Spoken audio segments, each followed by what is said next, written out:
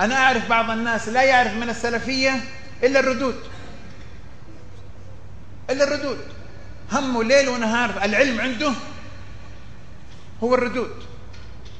أعرف من السلفية بس إنه إذا جلس يتكلم عن فلان، يتكلم عن فلان بمناسبة وبغير مناسبة، يظن إنه هذا هو السلفي. هذا ليس من منهج السلف. لا أحد يضحك عليك، لا أحد يضحك عليك، لا أحد يحرف عليك الحقيقة.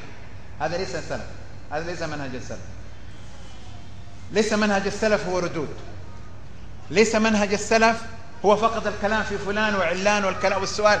فعشان يثبت انه هو سلفي، عشان يثبت امامك انه هو سلفي، اذا جلس المجلس يتكلم عن فلان ويهرج عن فلان ويعلق عن فلان ويجيب الرد الفلاني. عشان يثبت انه طالب علم يجيب هذه الردود ويصورها ويعطيك اياها.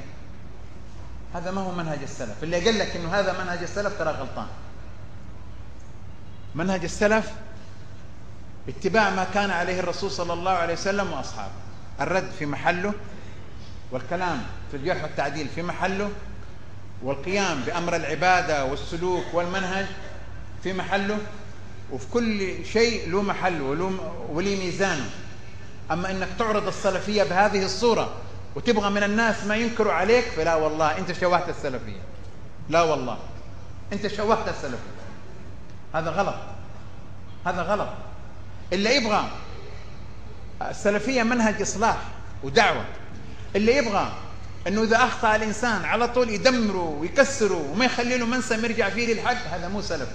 وإن قال أنا سلفي، هذا مو سلفي. السلفية رحمة. أعرف بعض أشياخنا ب16 سنة يناصح في المخالف ولا يعلن هذا ولا حد يدري عنه. رحمة، مو على طول كسر، لا، 16 سنة 10 سنوات يناصح ويتألف، ما يستعجل. أعرف من أهل العلم من يصنع هذا.